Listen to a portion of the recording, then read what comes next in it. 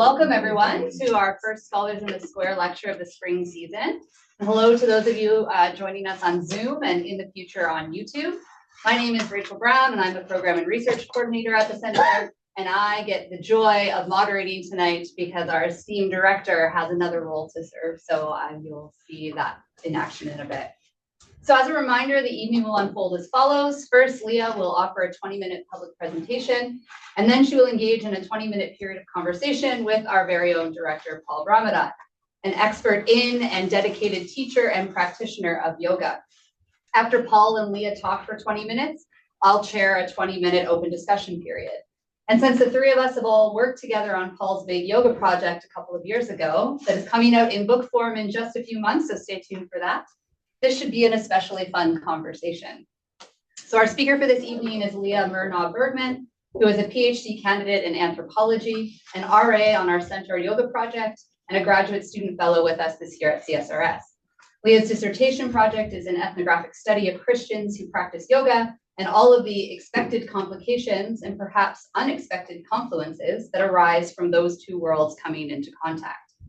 Her areas of expertise are the anthropology of Christianity, yoga studies, the anthropology of North America, contemporary spirituality, and religion and modernity. Leah has a very exciting publication upcoming in the Journal of Hindu-Christian Studies that is titled Disentangling Yoga, a Christian Take on a Universal Practice. So I encourage you to keep an eye out for that. Since Leah will be addressing embodied spiritualities and issues of appropriation tonight, it's essential for us to acknowledge the ways that our meeting here tonight on Lekwungen lands is deeply tied to these issues as well. And so I would like to acknowledge and respect the Lekwungen peoples on whose territory the university stands, and the Songhees, Esquimalt, and Wasanich peoples whose historical relationships with the land continue to this day. And now please join me in welcoming Leah.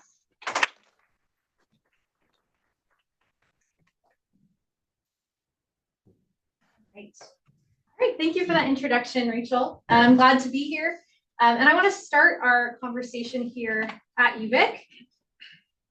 So in the summer of 2023, shortly before I started my fieldwork on this project for my PhD dissertation, the Inclusive Christians group, through the Multi-Faith Center, offered a series of Christian yoga classes. As you can see in the image on the screen here, the class was advertised as an exploration of embodied spiritual practice through a uniquely Christian lens. During the class, a certified yoga teacher led the students through asana sequences and incorporated Christian language into the practice. For example, during heart-opening postures, she would encourage students to open their hearts to God. The class was generally well attended for a summer offering at UVic. We know it gets very quiet and very dark in the summer here, so that's significant. And it had generally positive feedback from students who attended.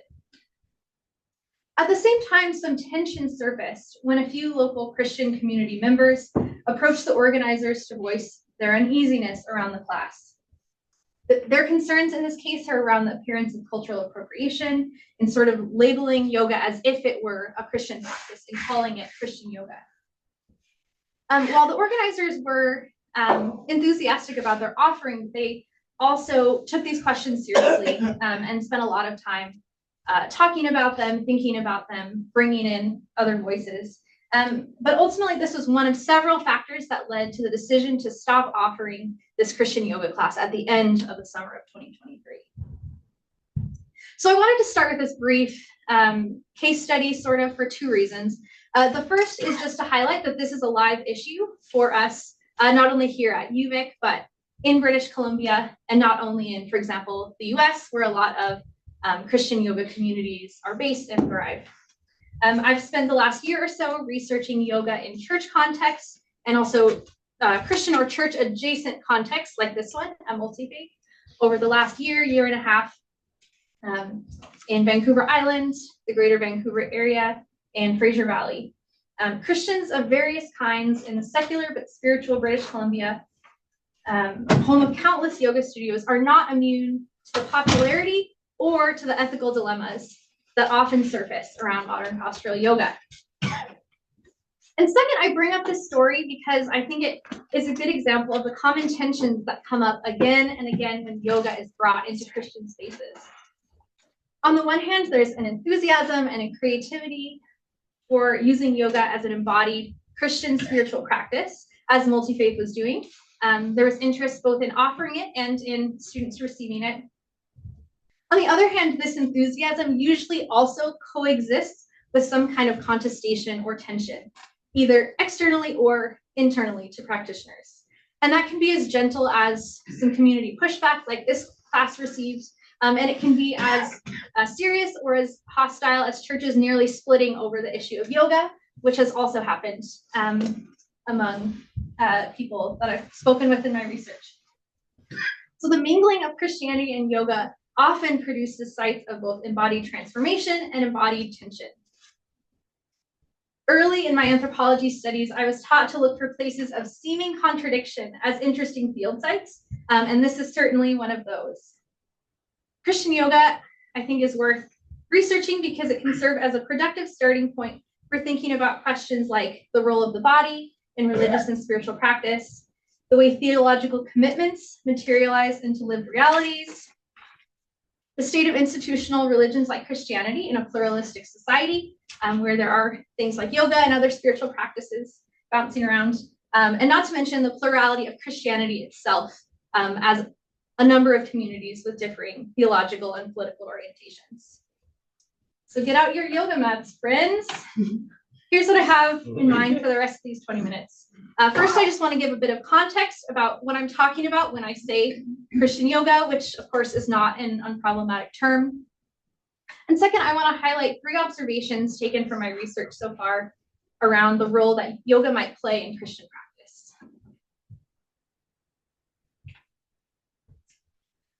So from the beginning, I want to point out that Christian yoga isn't always the most precise or even the preferred term for every instance where yoga is offered in a church or a church adjacent context. Often in my interviews, this is a live question, right? How they feel about this term of Christian yoga. But this is only a 20-minute part of the presentation, so I'm going to use the term here quite loosely to refer to anytime yoga, advertised as such, takes place in an explicitly Christian setting like a church, offered in and by a church, or as is often the case in more evangelical settings, in other community spaces, but incorporating maybe Christian praise music, Christian language, reading the Bible, things like that into the practice of yoga. So an imprecise term, but hopefully you see what it is I'm referring to. I want to briefly illustrate how Christian yoga works as a controversy, as an industry, and as a practice. So first, controversy. Now this might be the first and most obvious thing you think of if you think of Christian yoga at all. Maybe you don't, I do. And especially if you're thinking of more evangelical Christian settings, this might be what comes to mind. So here are some screenshots of what happened one of the last times that I used a Facebook group to recruit participants for my research. And of course, I want to point out that, as we all know, the kinds of people who fight with strangers in Facebook groups are usually not representative of the views of an entire community. But I think some of the language in here highlights that when Christian yoga is a controversy, what some of those issues might be. Now, of course, like the multi-faith example, sometimes cultural appropriation, as with other forms of modern postural yoga in North America more broadly, is the issue that comes out and causes controversy. But also internal to Christian communities, there are some theological issues that might cause hesitancy or even hostility towards yoga. Those could be matters of church authority. So for more hierarchical traditions, are my church leaders okay with yoga? Could be issues around sin, asking, does God forbid yoga? Does the Bible say anything about yoga? Issues could be around idolatry. Am I worshiping other gods? And of course, this is a live concern when we're talking about a practice that grew and marinated in the religions of South Asia. There could be issues, as we see in some of the examples here, around spiritual forces, right? In doing yoga, am I opening myself up to demons or to dark spiritual entities of some kind? And as I'm sure you can imagine, different Christian denominations are oriented very differently towards each of these theological concerns. And typically, it's the more evangelical and charismatic leaning denominations that are the ones in which the theological controversies around yoga tend to pop up, compared to the more liberal mainline Protestant denominations, which also figure into my research, things like the United Church or the Anglican Church of Canada.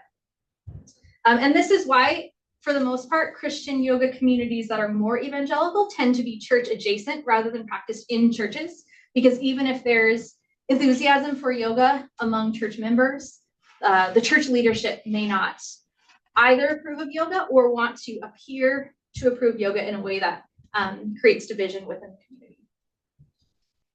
And so I highlight this mostly to show that for the kinds of people that I interview who are enthusiastic practitioners of yoga, this is often the world in which they're living, right? And so these kinds of criticisms and often loud anti-yoga voices are some of the voices in their ears and are influencing part of what they're dealing with as they're engaging in the practice.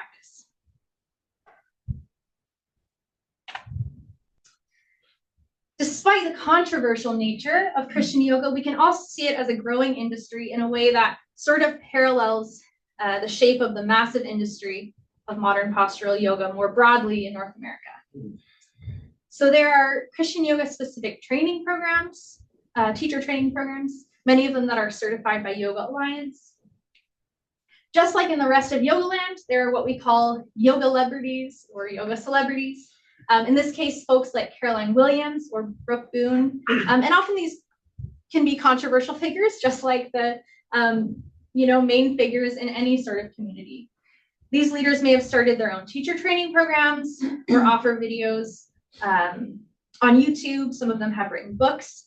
And so while my interviews tend to focus on an individual sort of experience of yoga, it's important to realize that there's this whole ecosystem of shared resources and curricula and Facebook groups and networks that shape what Christian yoga sort of looks like, right? There's discourse and there's dialogue going on within these communities. And a lot of these tend to be more evangelical leaning. A lot of the mainline Protestant denominations will be okay with just offering yoga as yoga. But yeah, these are often coming out of evangelical communities. And a third way of looking at Christian yoga, and this is the one primarily employed by my fieldwork, is thinking about it as a practice. Here are a few shots from my fieldwork. So studying this as an anthropologist, I'm interested in asking for folks who do these practices, who are part of these communities, who wake up and pray on their yoga mats every morning. Like, what does that practice actually look like? What does it feel like in their body? How do they personally navigate things like chakras or saying namaste at the end of class or studying the Yoga Sutras? What things do they bring into or leave out of the practice? What do they feel moved by? What do they feel uncomfortable with? And so as part of my fieldwork, I've been doing participant observation at Christian yoga classes around BC and mostly in Victoria. I also had the opportunity to attend a 200-hour yoga teacher training program through a Christian yoga organization that is not based here in Canada, but has a strong network in Victoria. I also attended their weekly discussion group of the yamas and niyamas, or the ethical code found in the Yoga Sutras. And at this point, I've done around 40 one-on-one interviews with practitioners, hopefully many more to come, as a way to understand how these practices and these teachings land for people who encounter them and who work yoga into their daily lives, or at least weekly lives. And so it's sort of from this perspective, from Christian yoga as a practice that people inhabit in their bodies, that I want to highlight a few observations that I've made at this point in my research, knowing, of course, that this is a work in progress. I will totally start writing my dissertation like next week. All right, so what can we say about the role yoga might play in Christian practice? I want to draw attention here to how yoga works as a physical and mental health intervention, as a bridge to other contemplative practices or embodied practices, and as a litmus test of theological commitments and particularly religious exclusivity.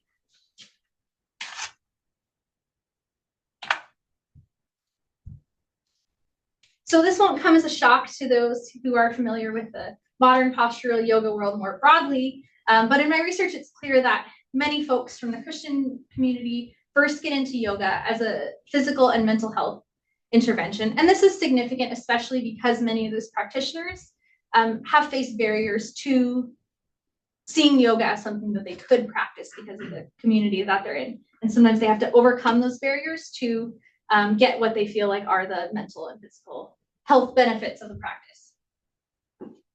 So among my participants, various folks started yoga because of back injury, postpartum depression, tremors, to heal injuries for being a high intensity athlete, or dealing with a traumatic family situation, or for just the general challenges of aging. And there are many stories like this. And in just like many other modern postural yoga spaces, these are often overwhelmingly female spaces. And many participants who turned to yoga did so after facing some kind of disappointment or disenchantment with the mainstream healthcare system. And so yoga first kind of serves as a way of coping with some of these issues. And yet when people talk about what makes yoga spiritual to them, it's often sort of the spiritual benefit of just being more well, more present, less stressed, being able to focus on, their families more, on their work, and then also on their spiritual lives, right? So it's when I do yoga, I notice I can pray more because I can sit still in a body that doesn't hurt when I'm sitting, for example.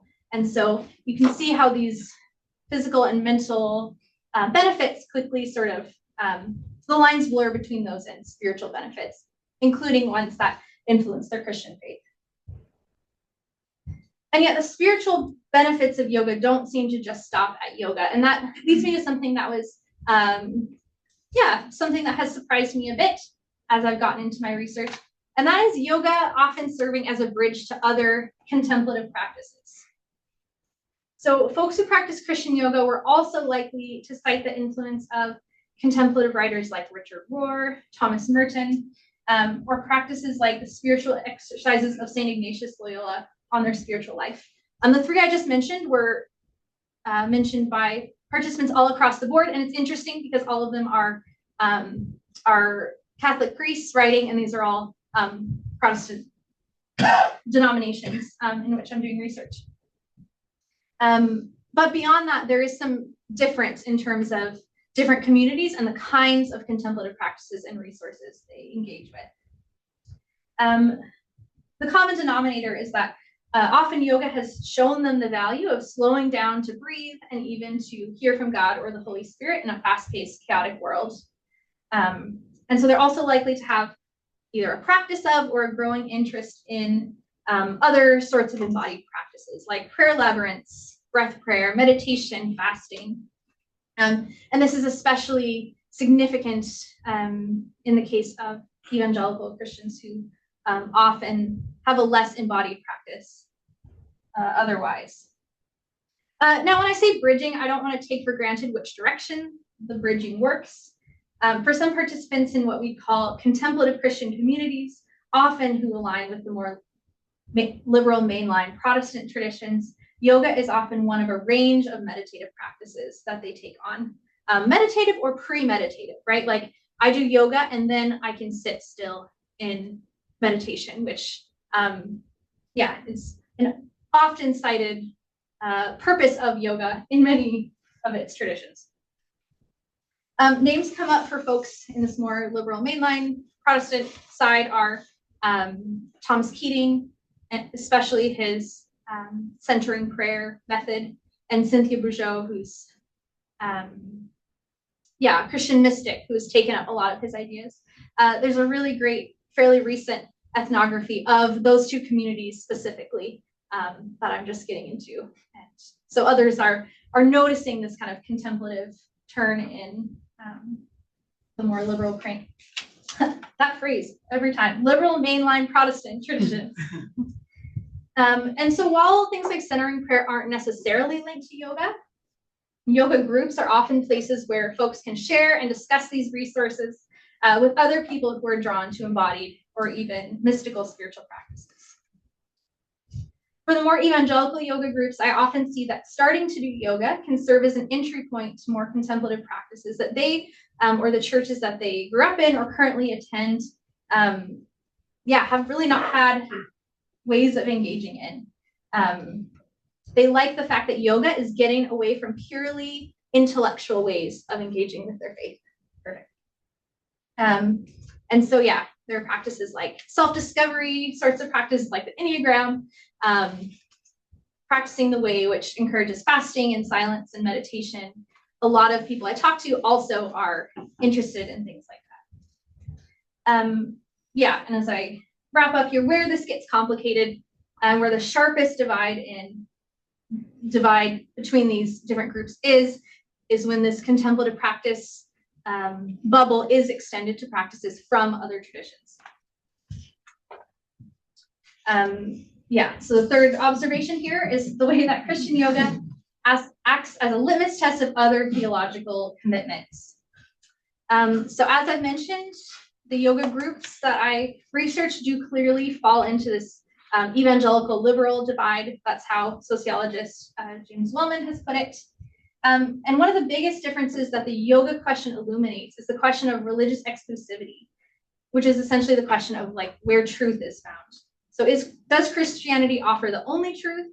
Can we learn something from other religious traditions? And is that learning of those traditions' own merit, or only in the sense that they participate in a truth that's also offered by Christianity? And so that seems to be a clear line drawn between these different types of Christian communities and the ways that they're practicing yoga.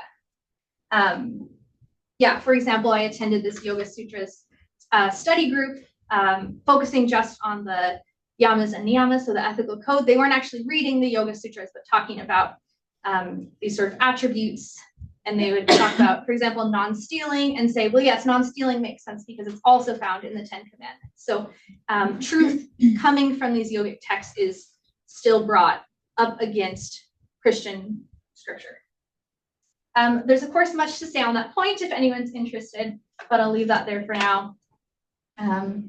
So a stretch or a perfect match, I've done the sneaky academic thing of not really answering the question.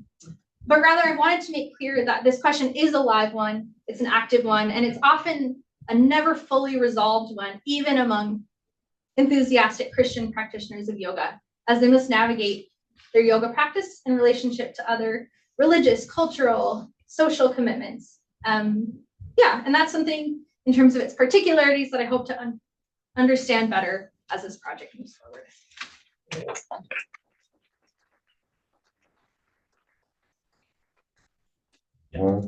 Great, thank you. So we'll now head into 20 minutes or so of conversation between Paul and Leah for the most part. I am so happy to be here in this role and not in Rachel's role, which is the role of nervously policing time and setting the right tone, which you did beautifully. And it's so lovely to be here because some of you don't know this, but when I gave my first yoga talk coming out of my own project, Leah was the interlocutor and Rachel was the introducer. So it's nice to play this role for you. I love to hear how this project emerged in your imagination in the first place. What's a nice girl doing, like you doing a studio like this? You could have studied lots of things. How did you come to study this as a case study? And what's a case study about? Yeah, that's a good question. I mean, Christian yoga. I mean, I come from the Christian tradition and I've bounced around many different denominations and types of Christianity throughout my life and noticed like, hey, how come there are these things that these people get really mad about and these people don't care about at all? Yoga was one of those things that, like, I grew up in a situation that no one really cared about yoga.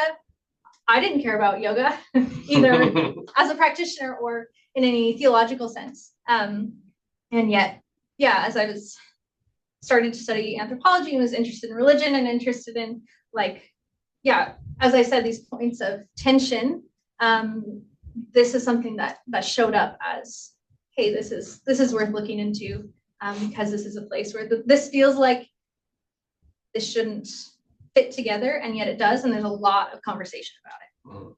So it was really your experience of anthropology as a field that actually created yoga rather than your experience of yoga that made you think, oh, this is weird?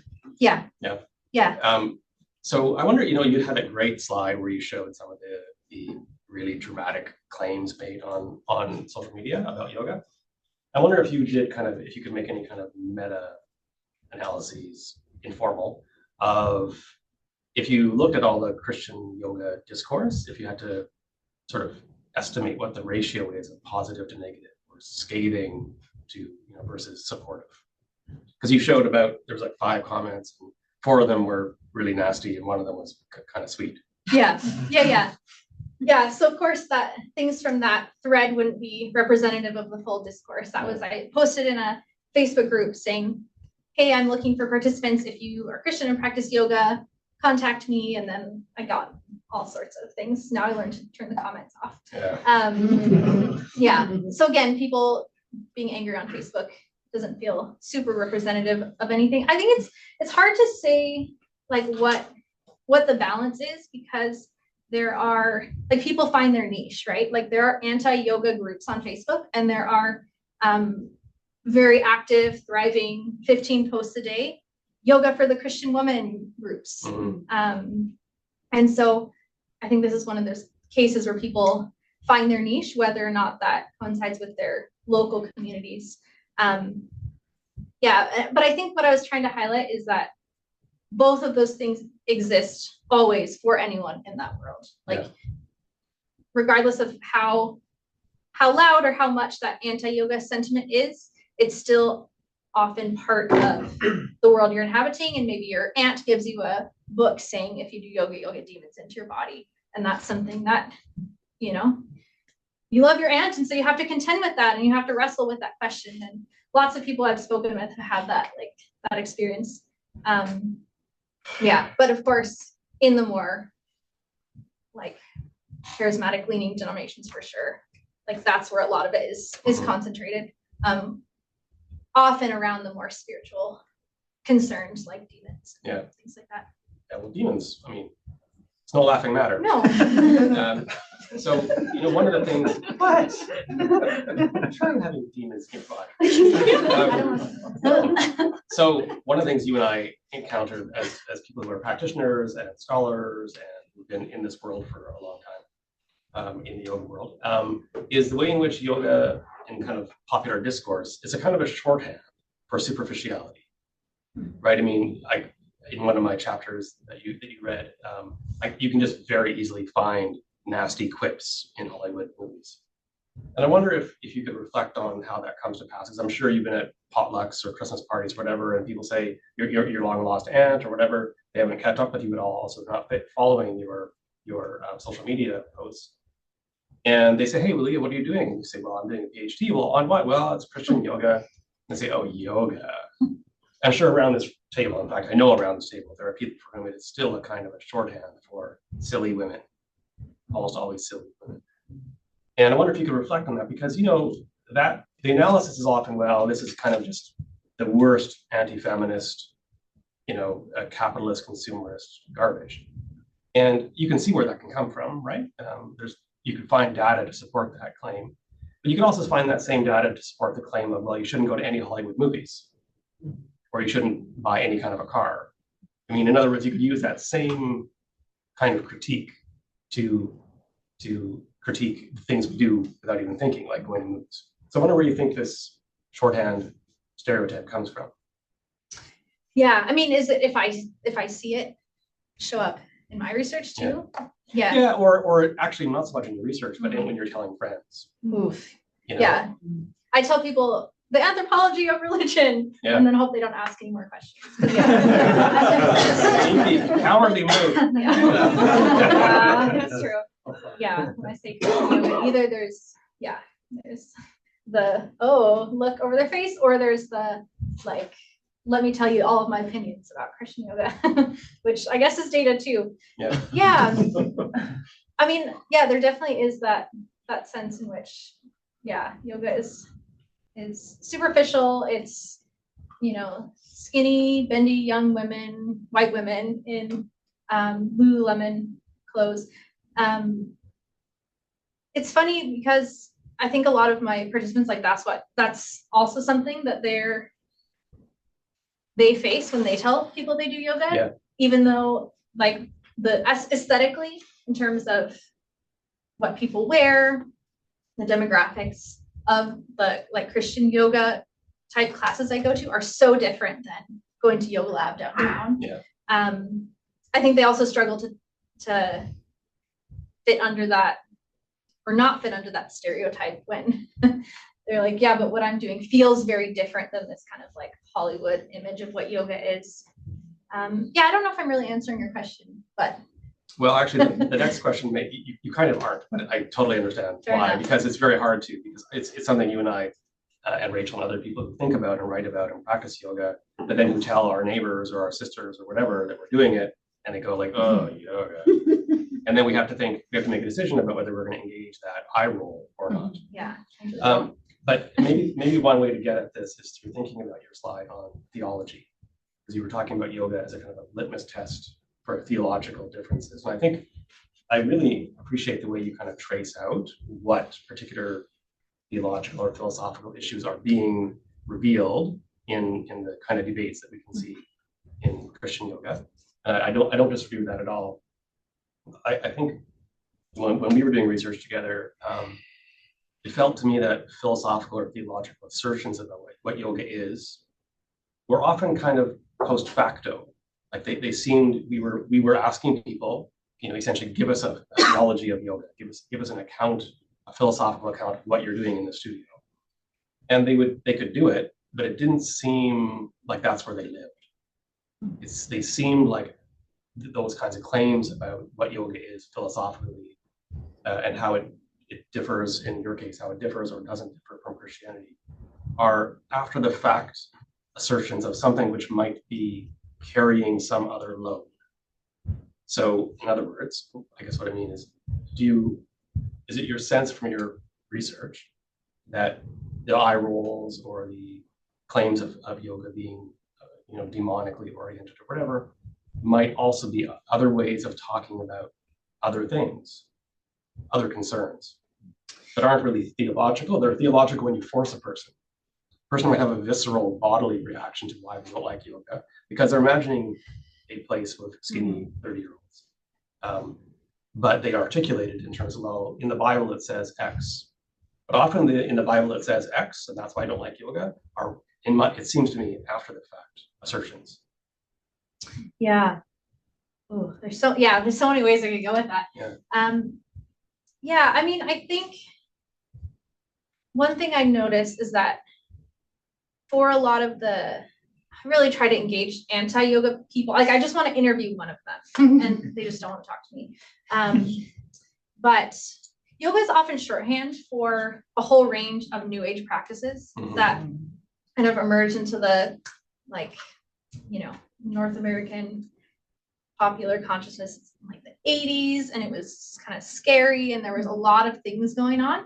And there were, sermons and books and blogs being written, very concerned about this whole range of practices and like the spiritual influence it was having on the society. And so I think for a lot of people, yoga is still part of that. And so it's not separable from these other practices. Like, if you're doing an association game, like I think in the worlds a lot of my participants are in, the association with yoga isn't Lululemon, it's like tarot or astrology. Like, it's in that world. And so I often ask people, okay, so do you do yoga? What other kinds of spiritual practices do you do? I ask about astrology, I ask about tarot, and generally the more evangelical leaning participants are like, oh no, of course not, I would never do any of those. And so they draw the line. And they have to have some way then of defending that line for their aunt who's like, yeah, but if you do tarot, you'll get demons, and that's basically what you're doing. Not that it's that simplistic, but so I think that's an important part of the context. It's not just yoga, it's and maybe that still is a theological concern. I don't know that, because theology is always lived out in real ways in people's bodies and how they think about other people and their practices. So I don't know if it's something necessarily entirely other than theology. but I think it's how the discourse around it has been taken up in the culture that surrounds them. Can I jump in here quickly? Yeah, please. Because it makes me think of a question I had. So thinking about like what else might be underlying some of the pushback, have you encountered any so-called like woke Christians who are against it because of cultural appropriation? Who go, no, we can't do that because we are good Christians who don't appropriate. And therefore that's like an argument. Have you encountered any of that? Yeah, I mean, that's the multi-faith example. Like it was Christians that were surfacing those questions saying, hey, I think we can't call this Christian yoga because yoga is not Christian and we can't be pretending that it is because yoga is its own religious tradition was the argument. And therefore they would avoid engaging in it because of that? Yeah. Because they say, well, we're Christians and therefore we can't do yoga because of this reason, not because of, theological purposes or whatever. But yeah, well, I think they would have, that's a good point. They would have an issue calling it Christian yoga. I think to the extent that they were feeling like they were being respectful of the roots of yoga, practicing it in its own, as if there is one pure yoga that they could be practicing. But yeah, the yoga isn't necessarily the issue because of cultural appropriation, but it's the assertion that it can be Christianized. That's the kind of thing that can be made Christian. Was the issue, which is an appropriation question for sure. Yeah. Like literally. Yeah. And I wonder if they're alive. Sense. I wonder if they're alive. The irony of, Christianity, of course, is this weird, syncretism and, Greek philosophy, Roman governance, Jewish prophecies, right? There's all kinds of appropriation and synergies going on there. I wonder if you could talk a little bit about whether or not sort of institutional influences from churches or the Pope, for example, is more, if those are more influential than individuals or social media, right? So do people care so much about whether their priest or their bishop or their Pope cares about it, or are they really concerned about their neighbors on the pews? Yeah, that's actually one of the questions that kind of guided from the beginning of this project is to what extent is the incorporation of other sorts of practices into Christianity an issue of authority, changing authority, or not? Like, there's a lot of research coming out saying that within churches, in Canada, in Britain was a particular study that, the way that people make ethical and moral decisions is more like the self becomes the locus of authority rather than what does my pastor say, what do my church leaders say. And I think I see that in this because a lot of people I speak with go to churches where their pastor either is against yoga or might be personally okay with it, but they're not going to say that because they don't want to cause division in the church. And yet the people I speak with still feel like they can be in integrity in practicing it themselves and in finding like a small community around them that practices the same way. And so been like toying with different ways of thinking about that. Is that still an authority question? I don't know. That's something I'm working on, but I think that's definitely significant that we are at a time in history where the first question isn't, I should talk to my pastor about this. Is yoga okay?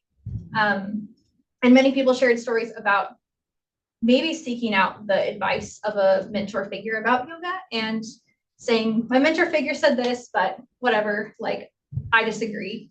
And so I think the hierarchical institutional component is less of a factor in at least evangelical churches today.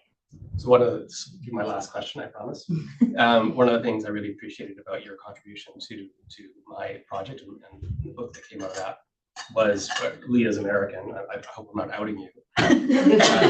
And so to go into the field with an American, and I was studying American and Canadian differences.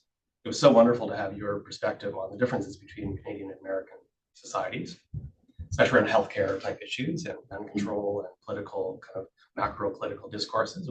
You were so insightful on that. And I wonder if you can reflect on the extent to which the story you're telling is a Canadian Christian yoga story. I'm also on Leah's PhD committee, and I know that is one of your areas to look at North American Christianity or Christianities. And I wonder if you can situate your analysis in the context of, you know, Canadian versus American Christianities. Or maybe you could imagine doing this project in Portland or in Des Moines or whatever, and finding exactly the same things. Or do you think you'd find something different? Yeah, that's a good question. And that is the part of the project that I abandoned, was the international comparison. I was going to do research in both countries. And the reason I abandoned it is because I just started to feel like I wasn't going to find anything very significant. And that doesn't mean that there aren't nuances, like there aren't any differences. But and one factor for that is that the majority of at least Christian yoga trained teachers that I work with are trained by organizations that come out of the States. And so all the people that they're reading and the teachers they're following and the networks they have are primarily American. And so in terms of, is their practice going to look any different? Well, it's like, well, they're reading from the same book. And yet I think there's, there are definitely ways in which I imagine, without having done the full comparative study, that there are differences. I mean, certain things that I expect to be very politically charged and people to try to fight me on, they don't want to fight me on it. Like what, like healthcare? Or what? Oh, that doesn't come up so much in these, but yeah, I mean, I think there's, I did a bit of similar research in Washington previously. And in that case, there was a lot more interest in, I need to be able to defend what I'm doing to other people. Whereas people I talk to here are more likely to say, well, like, it's kind of no one else's business what I'm doing as long as I feel okay with it. Right. And maybe I'm just projecting my idea of a difference between the US and Canada, that Canadians are maybe more likely to live and let live. But I definitely see that difference. Yeah, that seems right. Thank you. Great, thank you.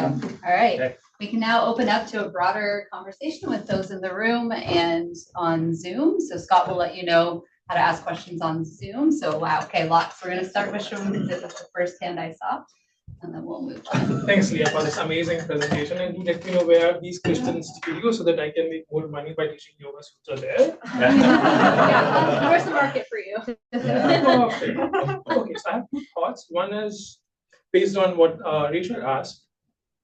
Have you come across any such comments or backlash by Hindus saying that you have taken our yoga, or diaspora in American or Canadian societies by South Christians, that they're rejecting this idea? And second, it's like a poetic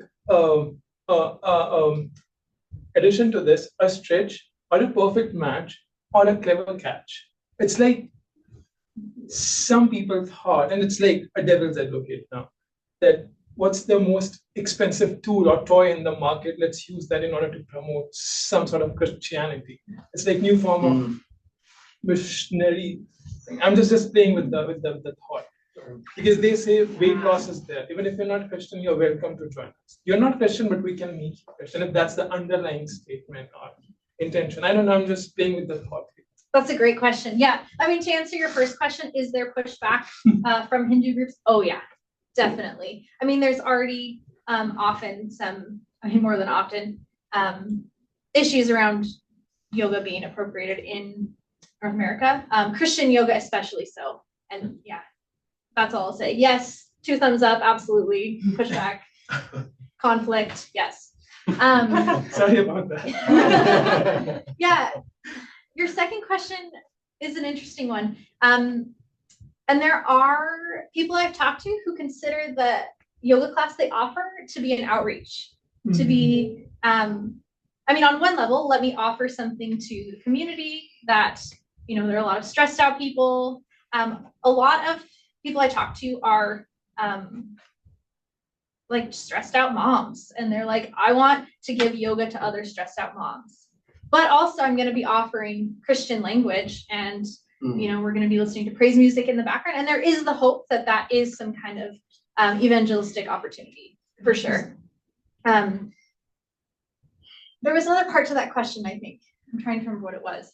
Like it's the most expansive, or you can say like commercially available tool in the market, that you can use yoga as a tool to spread your teaching or idea of Christianity, like Jesus or Chakra, they are conflating these two ideas or supplanting these two ideas together. Yeah, definitely. I mean, one thing I was thinking about. Or maybe it's just like stated there, but it's not clear. I was just curious to know. Yeah, definitely. Yeah, I mean, there's money behind this for sure, like all these organizations. There's money behind this for sure. And I've talked to a few people who, again, that question of do we call it Christian yoga or not? The Christian yoga part is controversial, but also the yoga part. There are some people who are like, well, let's just not call it yoga because then it would be controversial. Let's just call it strength and stretch. Come to my church and have a strength and stretch class. We can still be doing yoga, but we won't call it that. Some people say, no, I include the name yoga because people want yoga. Like if I'm using this as an outreach tool, people are looking for yoga. And so they're gonna, be more interested in coming to my class. And also just like there is in the kind of wider modern postural yoga world, there is some pushback and anxiety sometimes around how big of an industry this is coming. I mean, relatively, it's not as big as, non-Christian yoga. But I've talked to a number of people who are distancing themselves from all of this because they see it as a money grab. And, just like the broader critique, it's like, well, isn't that different from what our ideals are as people doing yoga, So that same conversation is happening here too. Leah, Rachel has given me permission to tag something on Shubham's really good question. You're right. She I'm did. generous, yes. And the question is, I mean, that's a really good instinct you're pursuing. But if we think about something like CrossFit or aerobics or whatever, is there Christian CrossFit? There is. One of the churches here that does yoga also offers CrossFit. But is it a movement kind of akin to or the same? No. Yeah. And I think that would be the way to test that theory. Yeah, because I think it's people want ways to slow down, right? Like that's also what's marketable. It's like, look how stressful and fast and chaotic your life is. I mean, I imagine that's why it's not hard to market yoga in this kind of cultural moment. And so, and then when that's combined with spiritual elements, then, all the more so if you live in Texas or Oklahoma. But it's also interesting because it's similar to things where Christian communities have offered, like, just come for a meal, you're hungry, but really we're going to tell you about Jesus when you come for that meal because you're hungry, because you're a student and you're broke. So come for a meal. And yoga serves a purpose beyond, whatever we might think it does in terms of the sort of health benefits. So it's an easy, like you're not feeling great, you need some stretching, come, right? So there is that trend, I think, weight loss. is there. Yeah, or weight loss. Yeah, okay, Paige, and then we'll come back to the center and then Dave. Thank you, Leah. That was interesting. I have so many questions. I feel a little bit like Devyani. But unlike Devyani, I'm going to actually narrow mine down. To one. So I'll have two questions, I guess. So one of the quotes, well, I have 10, but I'm going to narrow it down to two. One of the quotes was, if you had true knowledge of the Bible, you wouldn't practice yoga. What do you think people mean by true knowledge of the Bible? Because those are generally not biblical scholars, right? And so what are they referring to? What are they referring to? What is the fear other than demons? And then my other question, if I may, is really about your own practice. So you said at the very beginning, you're a yoga practitioner and you're a Christian. Do you see yourself as practicing Christian yoga? What does that mean? Or do you see yourself as really practicing yoga as a Christian? And then what does that mean? How does that manifest itself for you? How is it different from maybe just me popping into a yoga class? That's a good question. Yeah, both good questions. As far as the yoga in the Bible, I mean, there's a lot in these comments that I don't know how to interpret super well. I mean, except just to say, I think the spiritual, the demon question is part of it. I mean, obviously the Bible doesn't specifically mention yoga, but be sort of the witness of all of Scripture taken together, and the kind of exclusivity of Jesus that it teaches. is a reason for many people not to dabble in anything that's too connected with another religion. That's kind of how I would interpret that.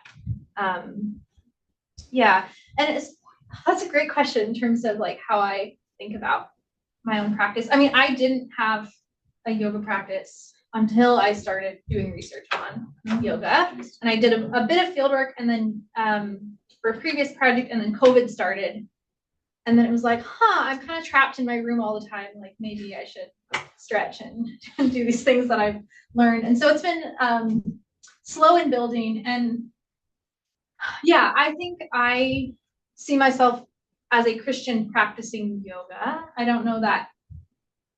Yeah. Today I went to a class at Yoga Lab downtown.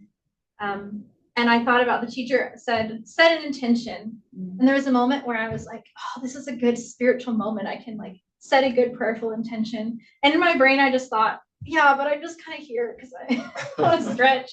So I feel, I think I feel kind of an ambivalence within myself of to what extent it's spiritual, to what extent it isn't. But I think I get when people talk about the ways that their faith then influences this like moment of being still. I think I get that.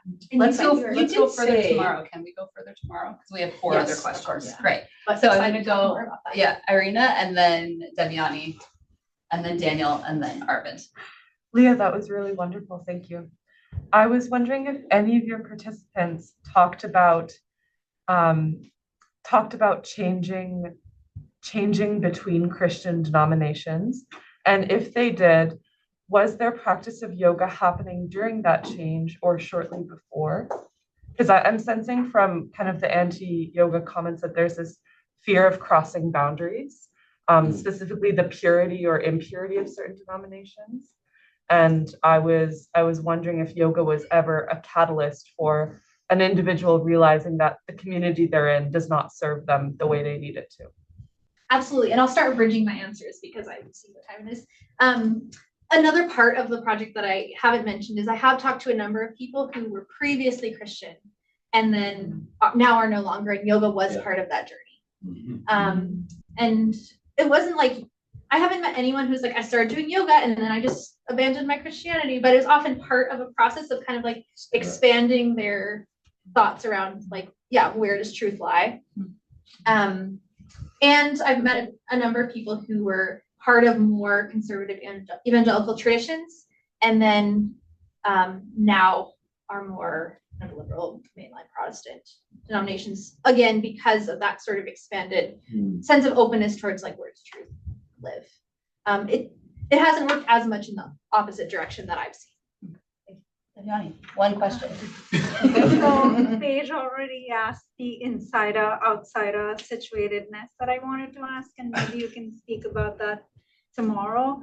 I was curious about the demographics of interlocutors, but we can leave it till tomorrow. So I was curious, did you meet any, I mean, BC is this place of religious nuns. So I was like really surprised. I mean, it's such a fascinating project that, there are like Christian people. So I'm thinking when Tina Block did this talk earlier where she said, these communities are going away, the church communities.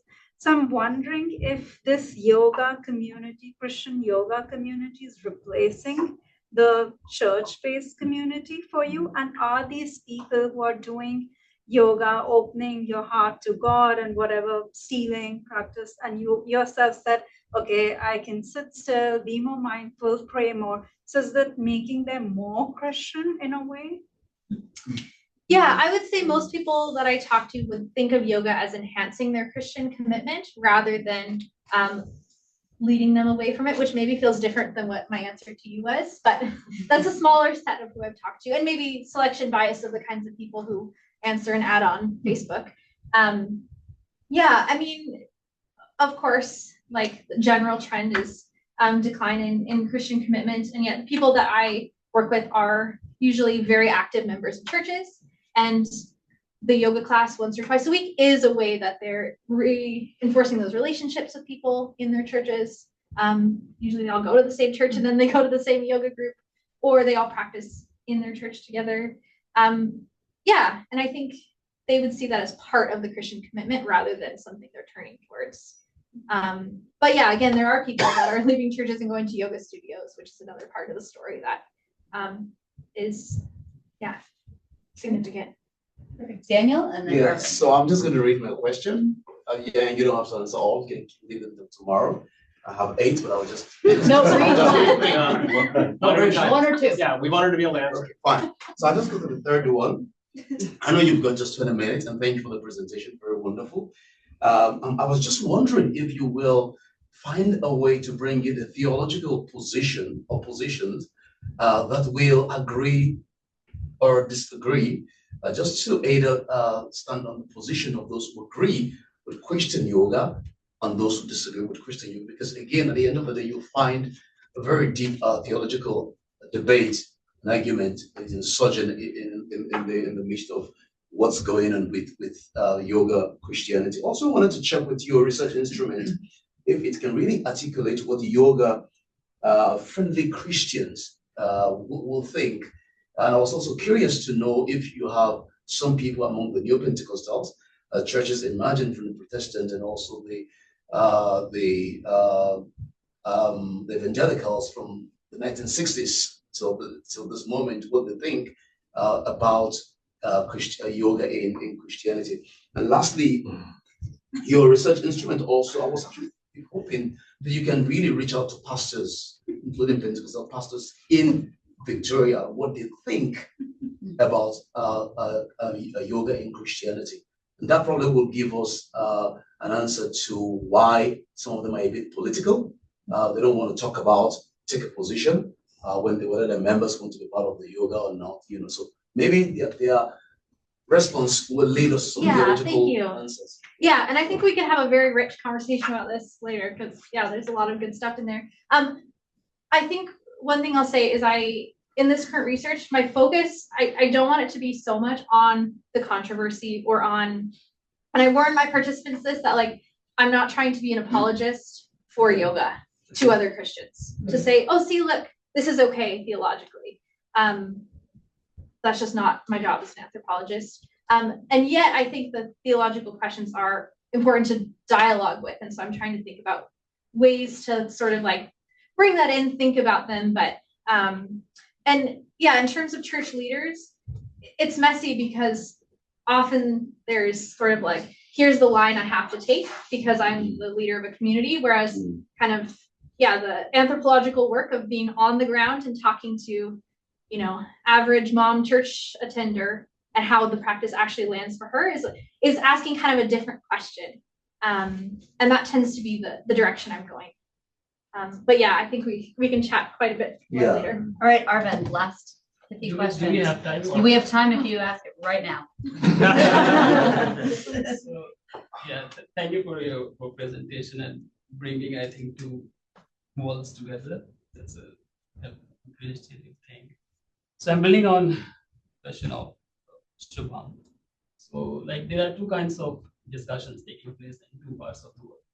One is here in the West, where upper-caste Hindu scholars blame or criticize the Western scholars on yoga for appropriating this or presenting it in a very Western way. And I think it's a very central discourse which is there in the field. But in India, anti-caste scholars are also looking into concepts of how the Brahmanical Hindu yoga school was basically appropriated by these ancient schools. And mainly there's a very good work on how critical work on Patanjali's was. I'm just wondering the scholars, the South Asian scholars who are dealing with or looking into, are they looking into these voices, the anti-caste voices? I haven't looked much into that, but that's a really good point, and I hope we can talk more about that because I'd like to get some recommendations. Yeah. Okay. Well, thank you. Let's thank you.